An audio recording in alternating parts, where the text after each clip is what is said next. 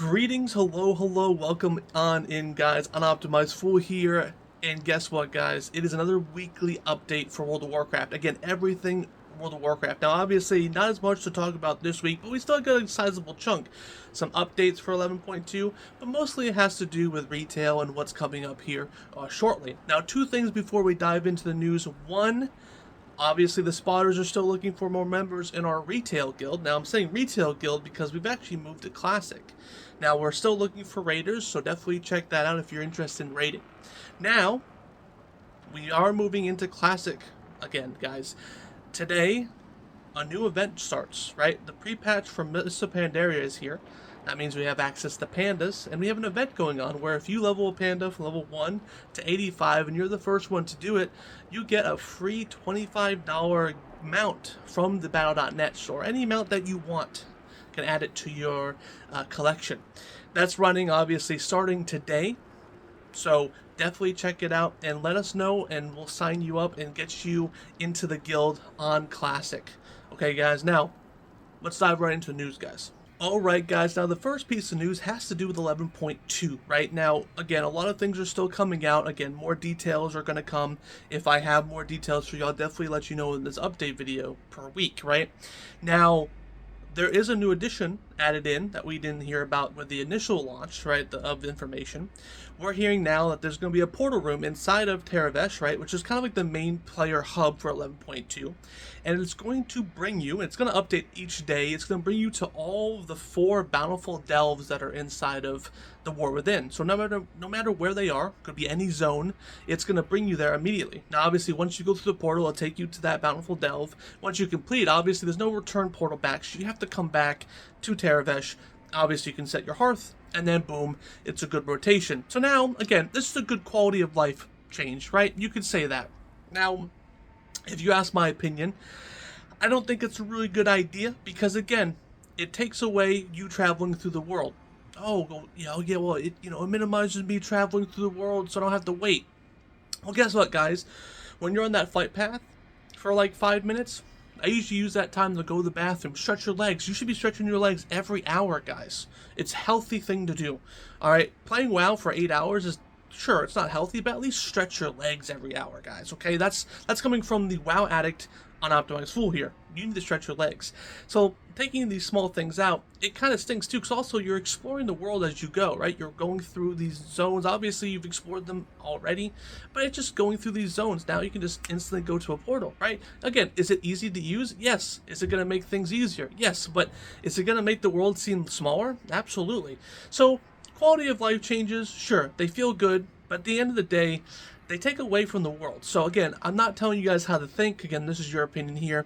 Again, any article that I talk about, definitely put your opinion down in the comments because we like to have a discussion about this stuff. Obviously, my opinion is not going to be the majority opinion or any maybe no one agrees, right? Maybe I'm the wacko, right, in the suit in the middle of summer, right? So again, this portal room is going to be located in Tazavesh, and it's going to have all the Bountiful Delves. Obviously, it updates daily, as does the Bountiful Delves. So if you enjoyed that, enjoy it, but I'm a little bit worried that's going to take away from the world. Alright, guys, now again, we cover everything World of Warcraft, even if it doesn't have to do with gameplay or story, right? Sometimes we cover things like Twitch drops. Now, we do have a new Twitch drop coming to World of Warcraft. Now, it's going to start on the 14th of July, so you can catch up any of your favorite streamers, like Necropally, he's pretty cool. Siege has drops, I believe, right? Tactical, right? Papa Caster, me, Unoptimized Fool, your favorite Spot'em streamers. Obviously, I'm missing some. Obviously, check them all out, by the way. And it goes all the way to the 11th of August, okay? Now, you can get this. It's going to be called the Adorned Half Shell turtleback Transmog, okay? It looks like, think of the mutant ninja turtles, whatever they're named. Those freaky turtles controlled by that rat guy in the sewers of New York City, whoever they are. Now, obviously, we do have mob dropping. Now, classic pre-patch drops today, actually, but the real official expansion drops on the 21st, so that this is hitting right now. And obviously, if you look at the shell, which will be on the screen here, you'll see that it kind of looks Mists of Pandaria-esque, so it's kind of celebrating probably the launch of the new Classic version. Now, again, just to talk about Classic real quick, because there's nothing really dedicated to Classic this week, where are we going to be going after Mop, right? Obviously, Warlords of Draenor is subjectively one of the first bad expansions that we've had in the game. It's not the worst one, I don't think, but it was one of the first bad ones, in my opinion. So are we going to go to WoD, or are we going somewhere else? And they've actually had a survey about that too. So, but yeah, guys, cool back transmog. Again, we don't know the official details yet, but we're assuming that you have to watch probably around 4 hours of content. Nothing too crazy. It's probably the standard Twitch watch time. Alright guys, guess what? July 1st is here, and with July 1st, the start of the month, we get a new trading post and a new traveler's log. Now, I don't go into exact details of what's inside of the trading post. Again, some people like to discover that on their own, but we can assume the normal weapon transmogs, armor, ensembles, we have mounts, you know, toys, and also we have some returning items too. But of course, this month's theme is Forsaken theme, so it's going to be a lot of cool Forsaken stuff. Honestly, I've seen all the previews. Let me tell you, they are definitely very Forsaken-esque. Now, normally with the Traveler's Log, when you complete the Traveler's Log, you get the max amount of points, you get an item, right? You get either a toy, a mount, ensemble. There's been a whole bunch of things, right? But you only get one item, but this month, we're actually getting 3 items, okay? We get a new toy, we get a new armor set, and we get a new mount from the Traveler's Log, which is pretty crazy. Now, obviously, there's more points to get, and this one's on our standard 1,000. We have to get some more. I believe it's 250 more. Don't quote me on that, though. But yeah, we're going to be doing a little bit more. But again, the Traveler's Log is pretty easy to get for people who just casually play the game. I don't even look at it, and halfway through the month, I get it naturally. So again, if you really wanted to do it, you could probably get it in one day if you're really just a little sweaty goblin. But yeah, guys, look forward to this month of the trading post. Again, Forsaken themed. Again, we love Forsaken. You know, they're pretty cool looking. Obviously, I'm for the Alliance, but they're still pretty good aesthetically, right? Anyway, guys, enjoy the trading post. Alright guys, guess what? We have a new buff coming for the whole month of July, starting today obviously, since July 1st today. Now, it's called the Collector's Bounty buff. Now, we've talked about this before, and we didn't really know the details of what this buff was going to be about. Basically, the only thing that we knew is that it was going to buff legacy drops, and now we know the details here thanks to this handy dandy notebook that I have here. Now, it's going to handle all pre-Dragonflight legacy mounts from legacy dungeons and raids. Okay, so that means that anything before Dragonflight, any mount, the drop rate for them is going to be 10x, 10 times more likely to drop this time around for the whole month. 10 times. So this is the time to farm content, to farm some mounts. Now for Transmog, we also get a buff for that too. It's 2 times. So it's only about double the rates for Transmog, but that's still pretty good though. Obviously it's better than the original, right?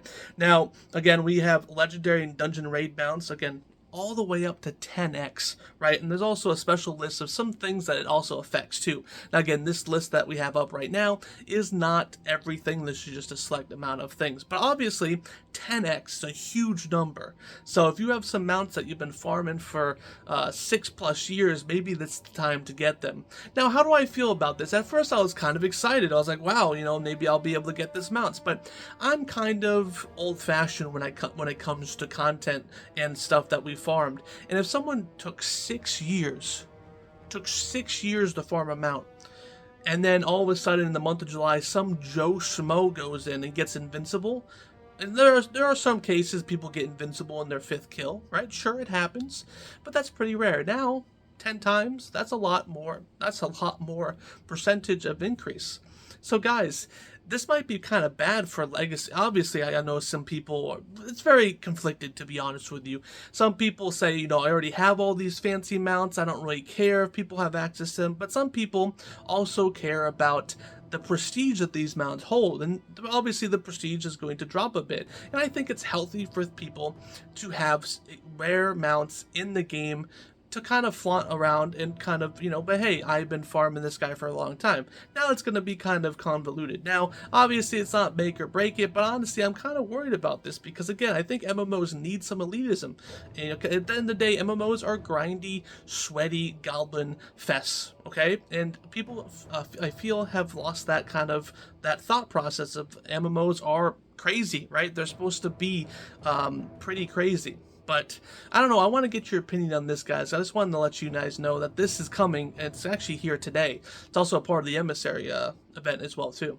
Alright guys, now in my last article at the end I talked about the Emissary event. Now what is that? Now let's get into some details, let's drop some facts here. So it starts today obviously, July 1st, and it's going to be Diablo themed. This is the second iteration of this event we saw, which is like this big giant loot goblin that runs around and terrorizes the area.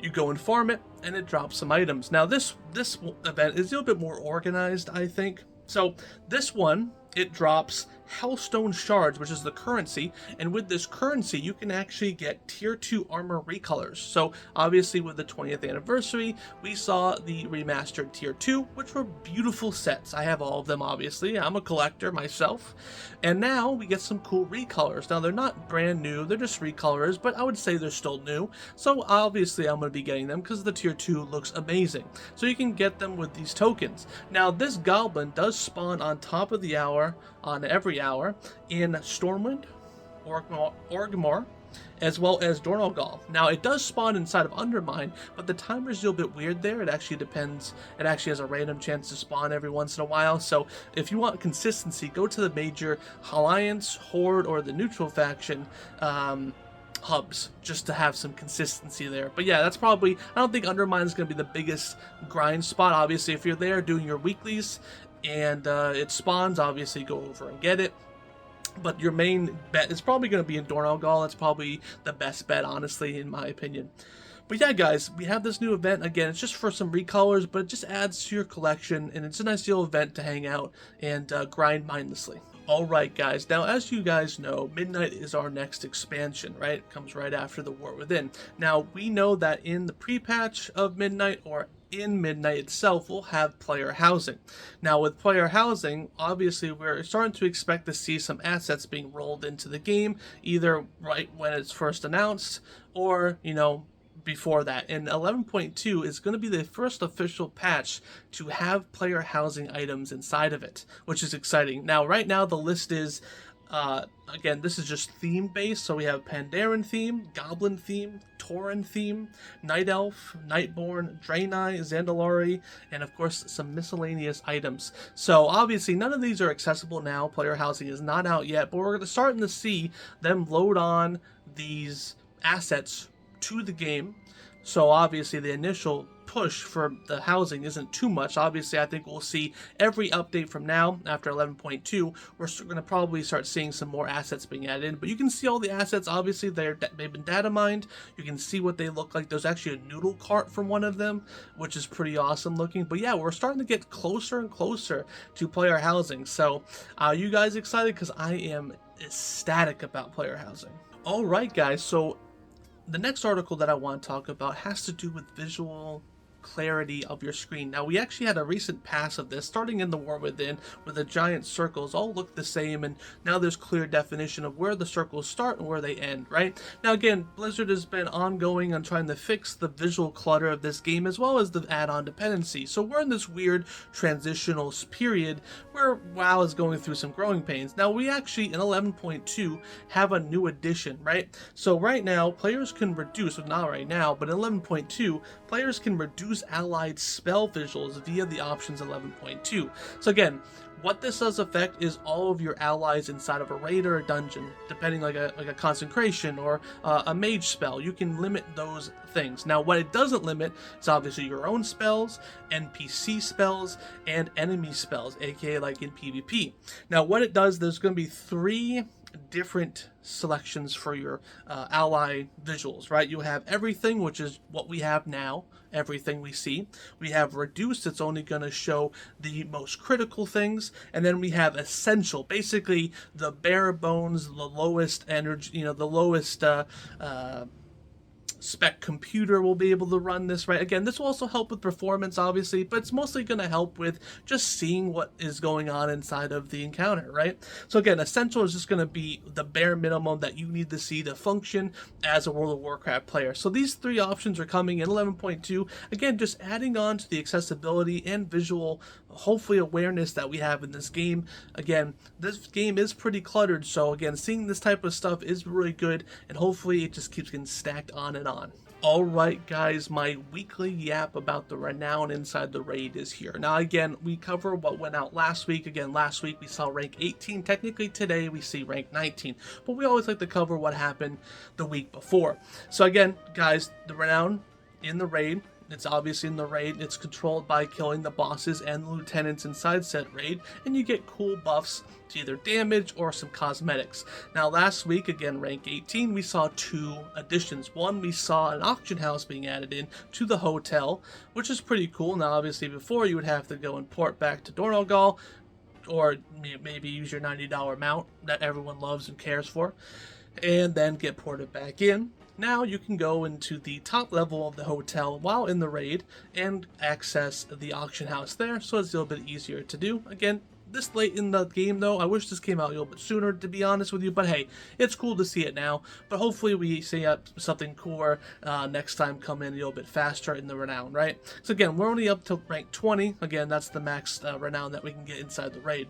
Now obviously we get one more thing, which we get another passive movement increase outside of combat. So now outside of combat, you'll just be moving a little bit faster. Again, this whole zone of Undermine is pretty large compared to, you know, a normal raid instance, so it's good to just be moving around a little bit more, which is awesome. So yeah guys, rank 18 was last week, and now we have official rank 19 coming out today when this video launches. Alrighty guys, the last article I want to talk about has to do with Midnight. So obviously we know what the next two expansions are going to be. We have Midnight and the Last Titan. We got some small details from Chris Metzen about what they're going to be. However, we are obviously waiting for a giant reveal of what the main story is, where we're going, what kind of features we're going to expect, and now we have official date on when that's going to happen. Blizzard has told us that at Gamescom 2025 they're going to be doing the deed and showing us what Midnight's all about.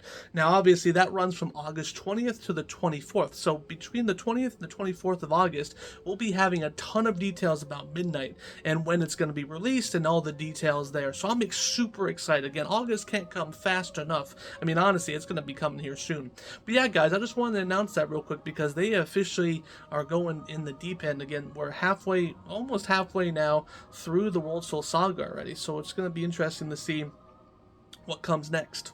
And that's it, guys. That's all the articles for this week. Again, I'd like to thank you all for watching it. I love World of Warcraft. World of Warcraft is my passion, and I'm glad to share it with you guys every week. Now, again, I do mostly daily. I take 2 days off per week, posting daily videos inside my closet, going into a deeper dives of the topics we talk about here. Again, just a little bit more details. Again, you get the big gist of it, but you'll bit minor details added in with the closet. So if you're interested in that and want to get your daily fill of World of Warcraft, definitely check it out on my channel, Unoptimized Full on X or YouTube. And again, thank you so much from the Spot'em gang for letting me yap about this every single week. Again, join our event. It starts today, and we're going to be leveling some pandas to 85, and whoever wins gets $25 mount, which is pretty cool. And also check out all the other WoW streamers in our gang here. We obviously have Necropally and Siege and Papa Caster. We have great admins here, so definitely check them out too. But I am Unoptimized Fool. I'll see you guys next week.